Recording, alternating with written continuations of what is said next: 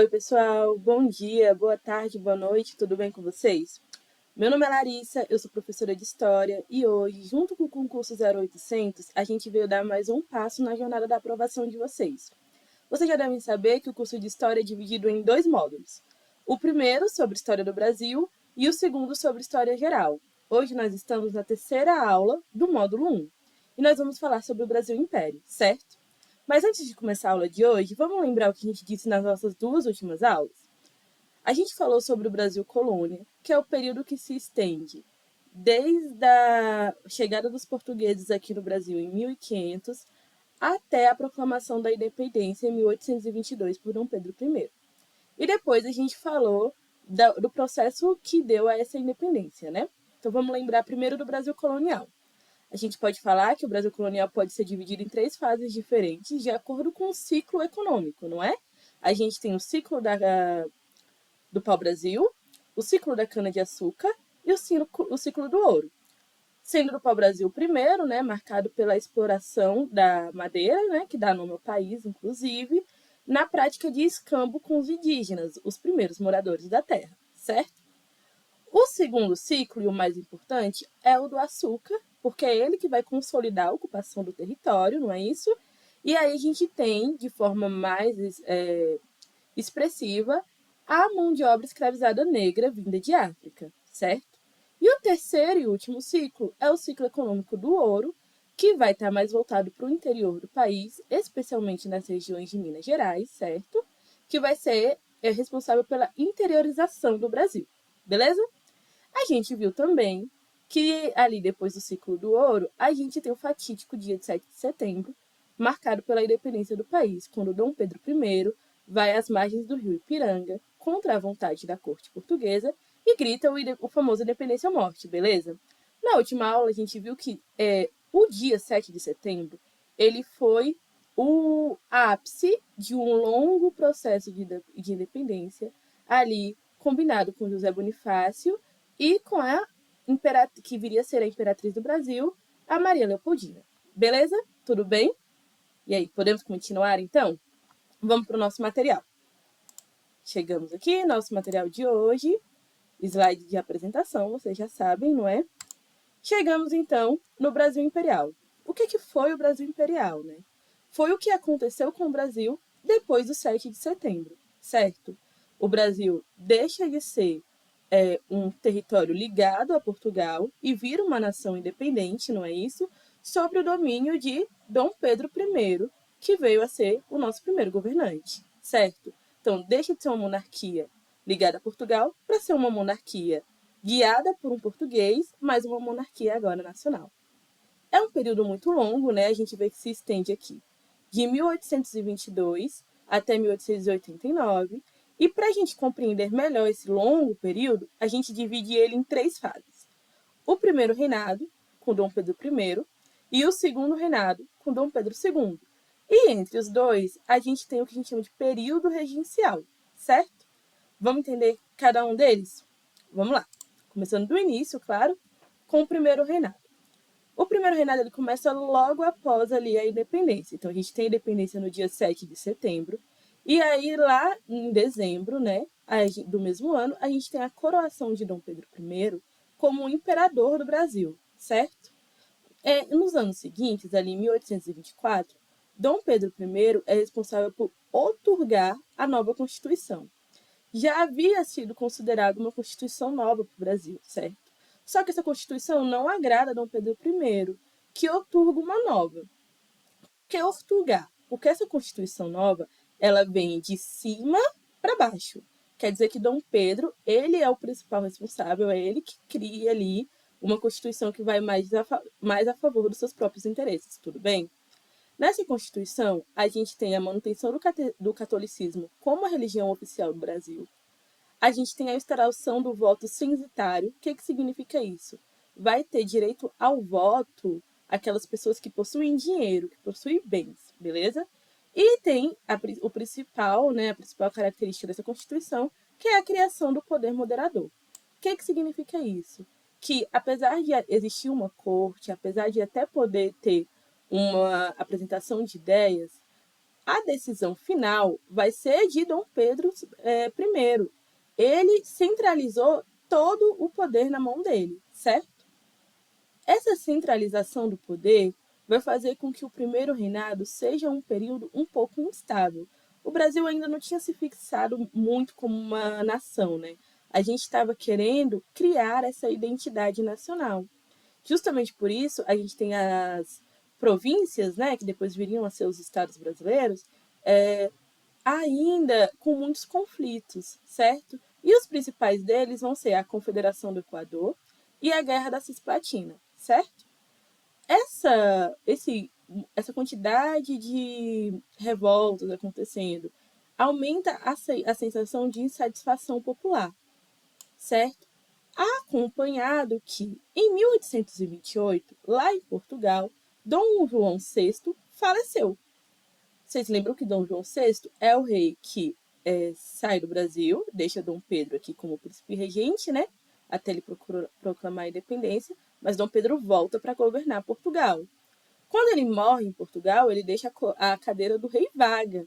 E Dom Pedro, ele era o próximo, né, na linha de sucessão, porque quando Dom Pedro vira imperador do Brasil, ele não abdica do seu posto, né, de sucessor da coroa real de Portugal. Então ele deveria ir para Portugal para assumir. Nesse impasse, com muita pressão portuguesa, Miguel, seu irmão, dá um golpe e assume, não é? Mas mesmo assim, né, a ideia era que Dom Pedro I assumisse.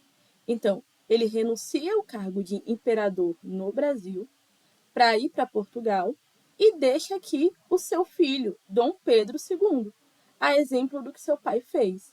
A diferença é que Dom Pedro II, nesse período, né, nessa fase, ele tinha apenas 5 anos. E aí, dá para uma pessoa de 5 anos governar o país? Não dá. E aí é por isso que quando acaba o primeiro reinado, a gente começa o período que a gente chama de regencial, certo? Vamos lá, próximo slide. O que é esse período regencial?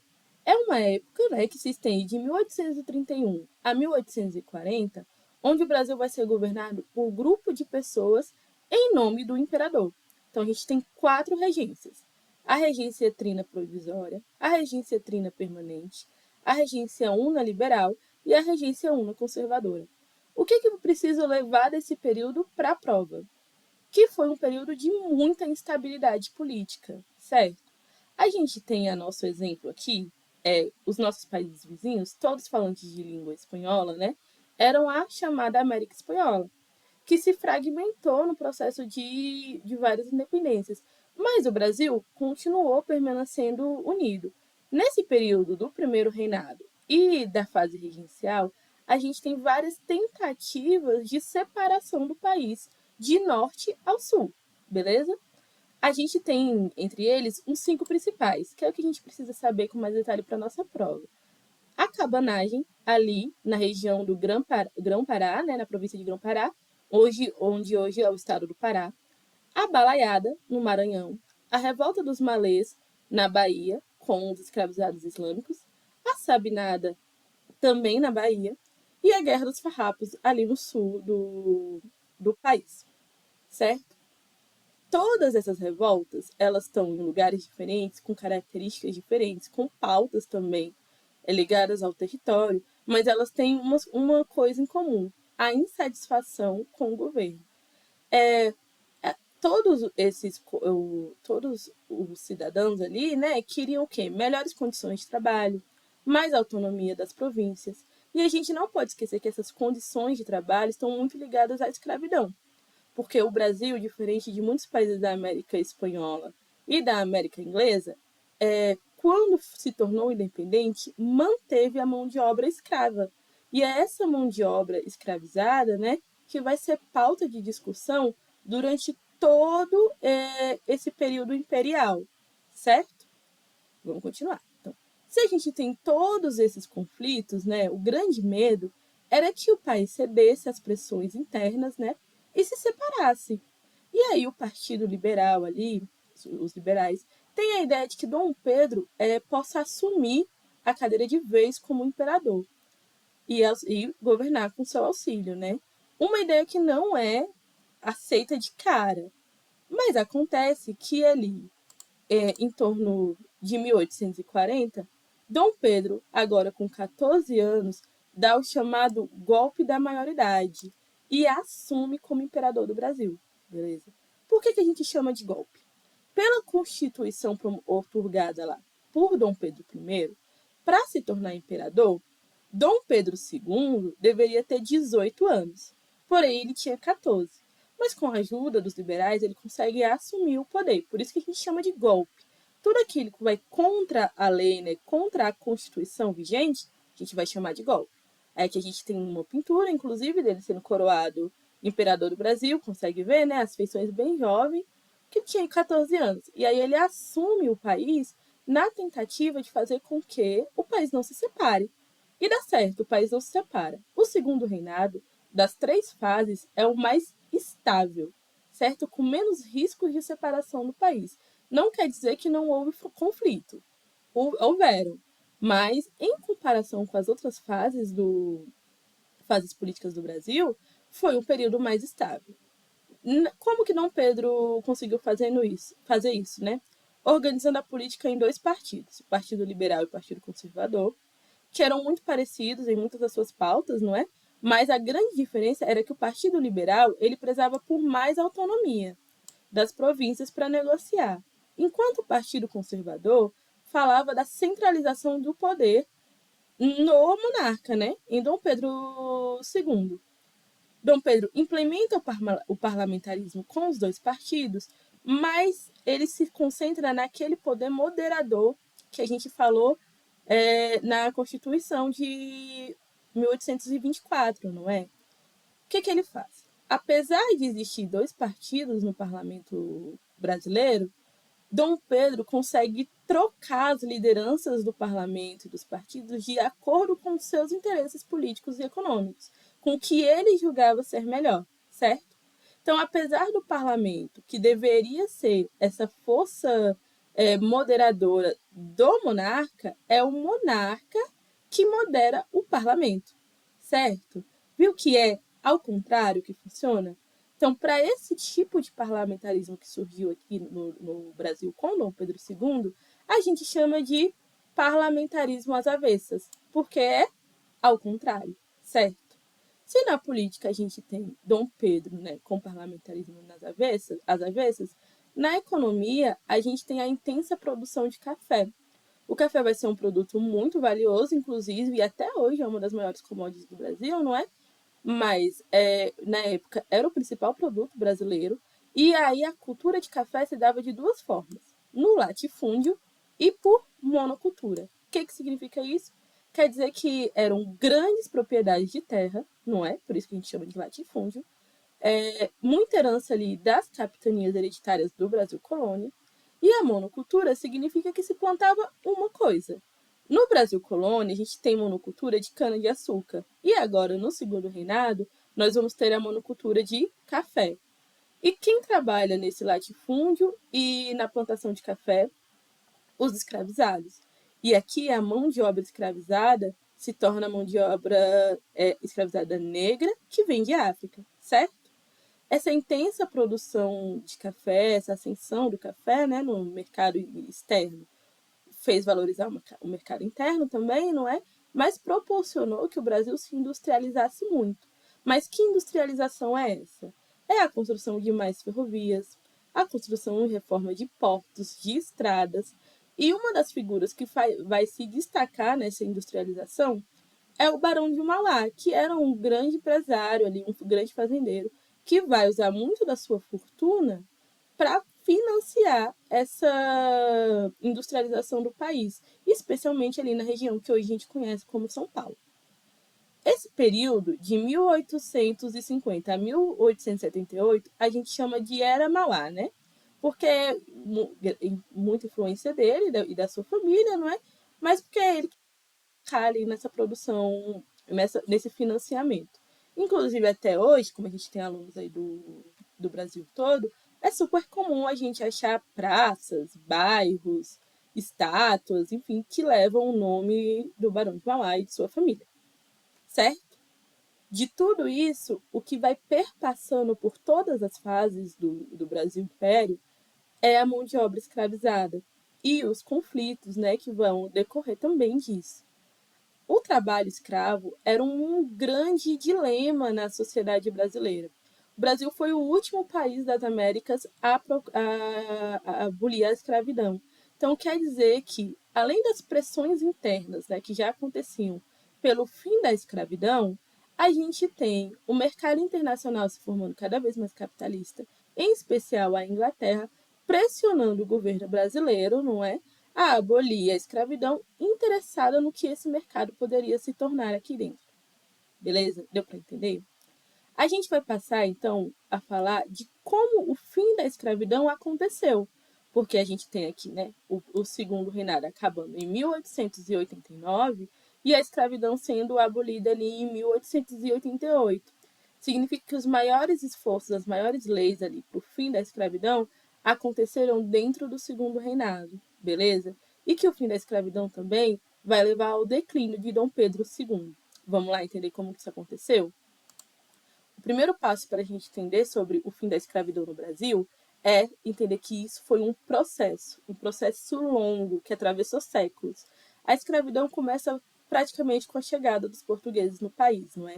E desde o início dessa escravidão, a gente tem uma resistência negra a ela, certo?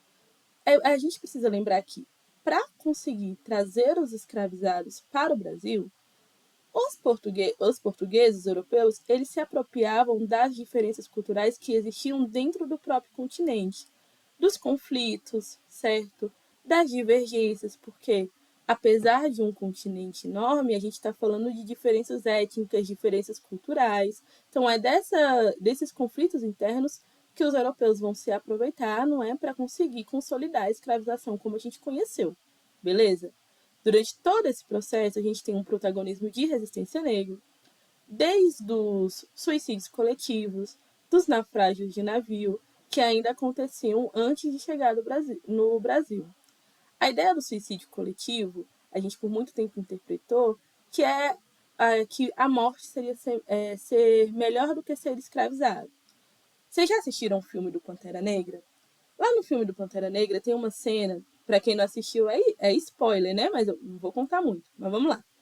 Lá pro final, assim, do filme, depois que aconteceu tudo que tem para acontecer, um dos protagonistas, né, que está prestes a morrer, diz assim que quando ele morrer, que joguem o corpo dele ao mar, como faziam seus ancestrais, porque era melhor a morte, né, do que viver prisioneiro. Por muito tempo se interpretou, não é? E é uma forma de se interpretar, que o corpo lançado ao mar era melhor do que ser prisioneiro. Mas em muitas culturas africanas, o mar seria se jogar ao mar seria retornar à casa. E essa também pode ser uma interpretação dos suicídios coletivos, não é?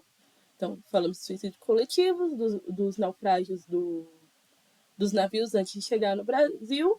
Chegando no Brasil, a gente tem, então, as fugas dos escravizados, a queima de plantação e de senzalas e casas grandes. A gente tem a criação e a organização de quilombos, que eram sociedades feitas no meio da mata, escondidas, não é, fortificadas, muitas vezes com um exército treinado em combate, não é? Para que os escravos que fugiram pudessem ter uma chance de continuar a sua vida.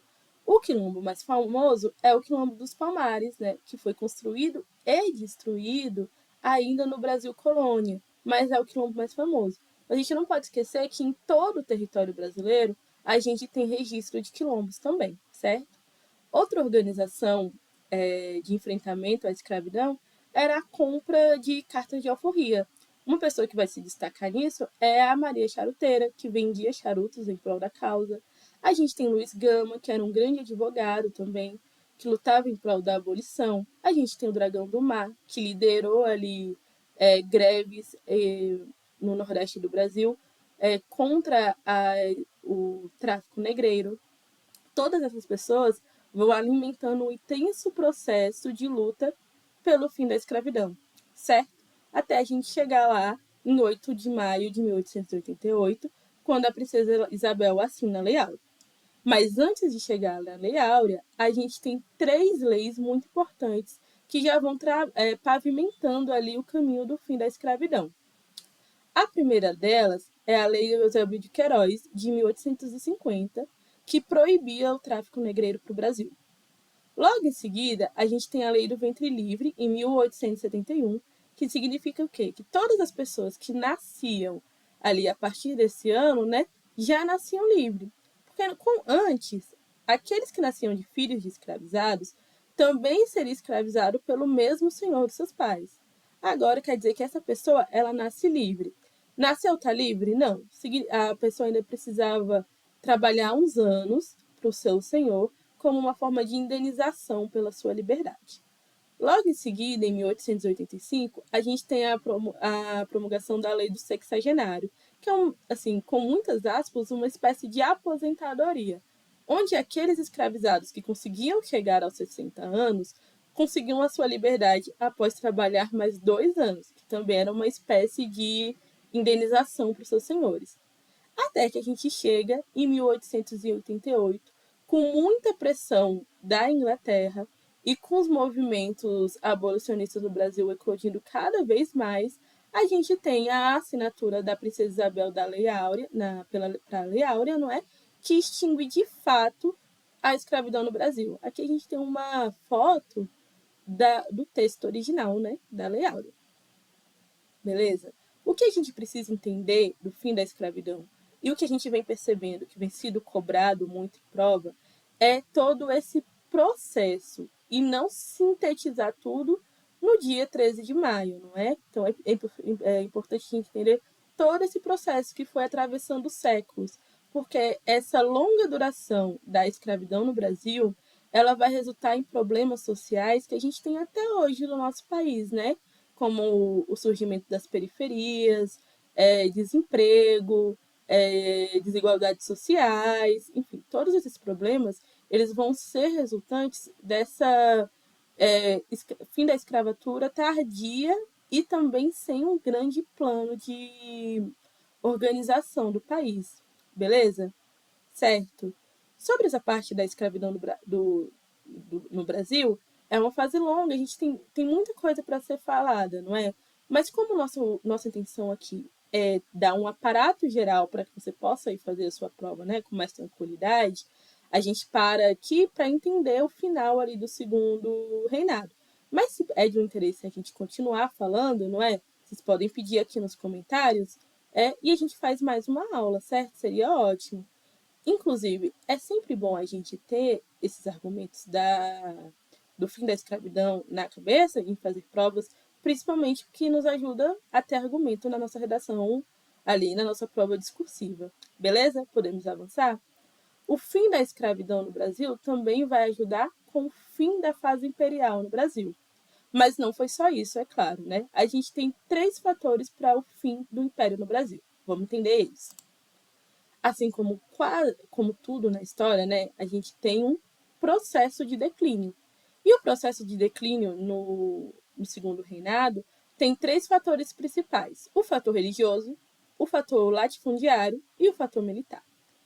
Vamos entender cada um deles. Qual foi o motivo da crise religiosa? Vocês lembram que lá em 1824, que a gente falou lá com Dom Pedro I, a Constituição tornava o catolicismo a religião oficial do Brasil? Dom Pedro II queria interferir na igreja. Mas quem é o líder da igreja católica? É o Papa, não é Dom Pedro. Então isso marcou uma crise, né, uma divergência com a igreja católica, o que colocou em xeque ali o apoio da igreja total, não é? Depois a gente tem a crise latifundiária.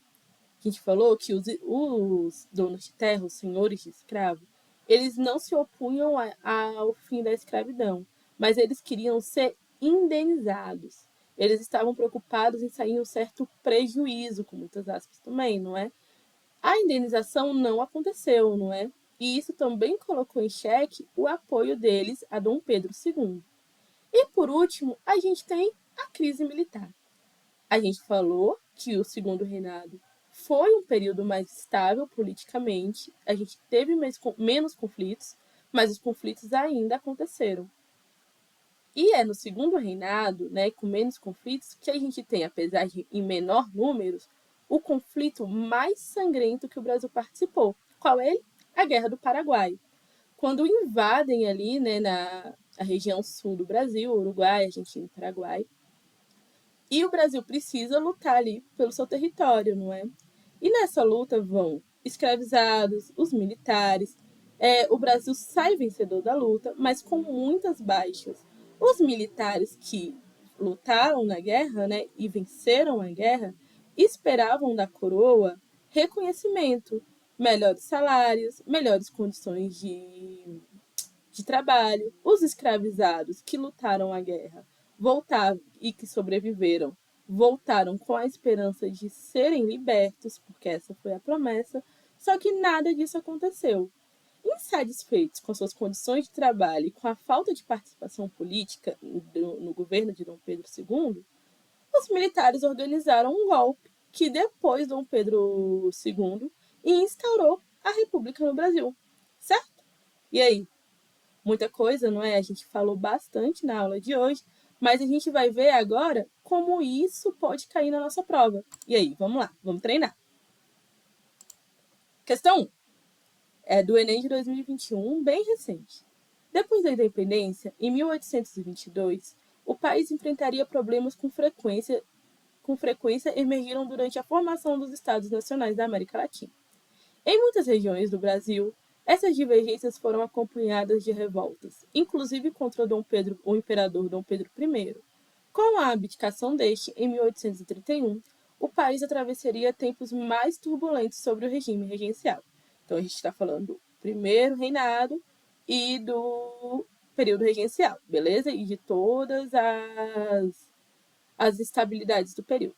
Vamos lá ver o que a questão pede para a gente. As instabilidades políticas no país ao longo dos períodos mencionados são decorrentes das reivindicações da ex-metrópole na esfera comercial e diplomática. A gente não está falando ainda aqui, né, de diferenças com Portugal. Nossa ex-metrópole aqui é Portugal, né? Não, ali depois que foi assinado o Acordo de Independência e Paz, em 1825, a gente pagou a multa, né, para Portugal, inclusive se endividando com a Inglaterra, mas a gente não tem mais impasses assim de reivindicações com a ex-metrópole. Tensão entre as forças do Exército e da Marinha Nacional, a gente até tem uma tensão ali no segundo reinado, mas a gente não está falando disso, não é? Dinâmicas demográficas na fronteira da Amazônica e na Platina também tem, mas o texto também não está falando sobre isso, e esse não é o motivo da instabilidade política no país. Inclusive é o inverso, né? As dinâmicas nas fronteiras é uma consequência da instabilidade política. Extensão do direito ao voto aos estrangeiros e ex-escravos? Não, porque a gente viu que na Constituição, quem pode votar? Quem tem dinheiro, né? Voto censitário. Estrangeiro e ex-escravos entram nessa condição? Não entram, né? E se de A a D não pode, né? A nossa esperança é que seja E. Disputas entre as tendências unitaristas e federalistas. Aí chegamos. Então, a gente está falando aqui do intenso, né? Da intensa dinâmica de tentar separar o país ali durante o primeiro reinado e durante o regime regencial. Beleza, vamos conferir com o nosso gabarito? Questão é, alternativa é, gabarito é, cestinho, vamos para a próxima. Questão 2. Enem de 2020, também bem recente para a gente. Lei número 3.353, de 13 de maio de 1888. A princesa Isabel, a princesa imperial, regente, em nome de Sua Majestade, o Imperador, o Senhor Dom Pedro II, faz-se saber a todos os súditos do Império que a Assembleia Geral declarou e ela sancionou a lei seguinte. É declarada extinta, desde a data desta lei, a escravidão no Brasil. Revogam as disposições ao contrário. Manda, portanto, a todas as autoridades a quem o conhecimento e a execução da referida lei pertencer, que a cumpram e a façam cumprir e aguardar tão inteiramente como nela se contém. Dada no Palácio do Rio de Janeiro, que era a capital do país na época, em 13 de maio de 1888, 77º ano de independência e do Império, Princesa Imperial Regente. Então aqui a gente tem um texto, né, da Lei Áurea na íntegra, do que a Princesa Isabel assinou ali no 13 de maio.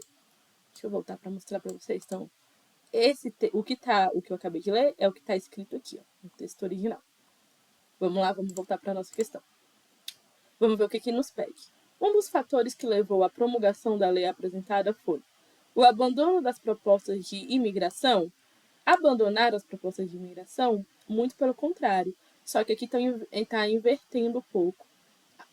Com o fim da escravidão, vai ter, inclusive, o fomento à imigração no Brasil, certo? Principalmente de países europeus. O fracasso do trabalho compulsório, a escravidão fracassou no sentido financeiro, não exatamente, né? No sentido humanitário, com certeza. Mas o trabalho compulsório gerava muito lucro para os senhores de escravos, não é? Era um mercado muito que mexia com muito dinheiro. Então, a gente não tem como falar de fracasso. A manifestação do altruísmo britânico. A gente falou um pouco disso lá para falar do processo, mas eu posso falar que a abolição da escravidão no Brasil se deu porque a Inglaterra era bondosa? Não pode. Muito pelo contrário, era de interesse da Inglaterra o fim da escravidão por causa do comércio do mercado comercial que o Brasil poderia ter, não é? Se tivesse essas pessoas livres, porque o capitalismo está ascendendo nesse período, não é? E aí, escravizado não compra, não é? Escravizado não possui. E aí, essas pessoas livres, elas poderiam fomentar ainda mais esse mercado capitalista que cresce, certo? Esse é o interesse britânico. Não tem a ver com altruísmo. Próximo, então. A afirmação de benevolência da corte. A gente pode falar de benevolência da corte brasileira? Não pode. Ah, mas a princesa Isabel assinou contra a vontade do pai. Isso é um grande mito que foi criado com os anos, né? A independência, o fim da escravidão no Brasil já era uma pauta na Assembleia, não é? Já era um assunto da corte. A princesa, ela assina, mas ela não assina contrariando seu pai, nem nada disso, não é? Era uma questão que já vinha sido tratada e já era esperada que fosse assinada, tudo bem? Então não tem nada a ver com benevolência de corte. A persistência da campanha abolicionista, aí eu acho que sim, não é? Tem mais a ver. A gente falou então que essa luta, esse processo pelo fim da escravidão, ele atravessa os séculos, não é? Então começa lá em 1534, quando começa ali as capitanias hereditárias, mas ele vai atravessando até o fim ali em 1888, e inclusive vai permanecer com algumas revoltas que vai acontecer na República, não é? Porque são questões que ainda estão ligadas à escravidão, como, por exemplo, a figura de João Cândido, mas isso a gente fala na próxima aula, para a gente não embaraçar muito nossos conteúdos. Tudo bem? Então a gente pode falar, então, que a persistência da campanha abolicionista, já que ela durou muito tempo, né? Ela persistiu por muitos séculos. Então, vamos ver o nosso gabarito? Certinho. 3. Enem de 2013. Um pouco mais distante, mas o Enem ainda gosta de questões assim. Então vamos lá, a gente tem um primeiro quadro, o quadro da Proclamação da República, e o segundo quadro com um retrato aqui de Dom Pedro II. Vamos ver o que a questão quer da gente. As imagens que retratam Dom Pedro e Dom Pedro II procuram transmitir determinadas representações políticas acerca dos dois monarcas e seus contextos de atuação. A ideia de cada imagem evoca respectivamente. Então vamos lá ver o que essas imagens evocam em nós. Primeiro, habilidade militar e riqueza pessoal. Vamos lá, uma olhada de novo na imagem. A gente pode falar de um certo militarismo, mas quem cerca principalmente Dom Pedro I aqui são populares, né? São populares, não são necessariamente militares. Dom Pedro I está aqui, ó, mais altinho, assim, cercado de populares. A gente até tem uns militares aqui atrás, mas à frente mesmo, né, são pessoas comuns. Pode falar aqui de riqueza, a gente tem Dom Pedro II aqui num tom muito sóbrio, né? Então, muito pouco, não dá para falar assim. Liderança popular e estabilidade política, aí eu acho que encaixa mais, não é? Tem muitos populares, parece que está todo mundo festejando. Dom Pedro mais ao centro aqui, não é? Da imagem, quando a gente traça aqui as nossas meninas aqui, mais ao centro, as pessoas aqui, né? Parecem estar meio todo mundo comemorando com ele, então acho que dá para falar mais ali de liderança popular. Estabilidade política também acho que combina mais, não é? Um tom mais sóbrio, mais sério, dá uma sensação de mais segurança. Acho que é isso. Então, acho que é a B, mas vamos ler as outras por desencargo de consciência, né? Estabilidade econômica, dá para falar de estabilidade econômica só olhando aqui a pintura? Não dá. Herança europeia, também acredito que não dá para falar de herança europeia necessariamente, apesar de ser o Dom Pedro II, né, pintado. Isolamento político e centralização do poder, dá para falar de isolamento político com esse tanto de populares aqui, de apoio, não dá. Então, também já vamos considerar. Nacionalismo exacerbado e inovação administrativa, vamos voltar lá. É inegável que esse tipo de pintura, sim, sobre a independência, a gente viu esse da proclamação da independência, tem o outro famoso que é o Independência ou Morte também. Eles foram pintados com uma intenção. E qual é essa intenção? Criar um sentimento nacional, né? Promover o Brasil como nação. Então a gente está falando de nacionalismo, patriotismo? Estamos. Mas exacerbado, a gente ainda está criando esse sentimento, certo? E aqui a gente também não dá para falar de inovação administrativa. Então, só pode ser a B, certo? Nosso gabarito aqui certinho. Vamos para a nossa quarta e última questão. As elites de cada região dos países procuraram estabelecer sua autonomia em relação ao governo central, elas se confrontaram no espectro de anarquia social. Em uma sociedade escravocrata, a possibilidade de tal desordem ameaçava tudo. Líderes locais apoderaram-se da legitimidade que a monarquia oferecia como uma tábua de salvação, e o Estado monárquico central, a que eles construíram, os trouxe à terra firme. Os vínculos que seguiram em várias regiões levaram a um sentimento de solidariedade. O Estado, portanto, fomentou a emergência de uma nação única, o Brasil. A aliança entre as elites regionais e o Estado monárquico resultou na predominância de um partido conservador? Não foi isso, né? A gente tem, inclusive, ali o contrapeso entre os dois. Não dá. A consolidação de ideais republicanos, durante o período do primeiro reinado da República, a gente tem a tentação de separação, né? Não de ideais republicanos. A promoção de uma identidade brasileira, aí eu acho que sim, né? Aqui na última frase, principalmente. O Estado com E maiúsculo, a gente está falando de governo, né? Portanto, fomentou a emergência de uma nação única. Que nação é essa? A brasileira, né? Então, precisou criar uma identidade brasileira. Então, acho que é assim, mas vamos ler as próximas. Elaboração de leis abolicionistas, nem estamos falando disso aqui nesse período, né? E a inclusão de revoltas regenciais, a gente até tem aqui muitas revoltas, inclusive esse texto aqui de espectro de anarquia social é justamente mais nesse sentido, não é? Do surgimento de muitas revoltas, mas principalmente o texto fala de uma promoção de uma identidade brasileira. Então, é a C. Vamos conferir com o nosso gabarito? Gabarito está aí, C mesmo, promoção de uma identidade brasileira. Vamos lá? Vamos caminhando, então, para o fim da nossa aula. Chegamos aí no final. Se a gente já está nesse slide, vocês já sabem o que vocês têm que fazer. Vocês têm que avaliar a nossa aula com um gostei, não é? Comentar aqui se ficou alguma dúvida, o que vocês esperam ver aí nas próximas aulas.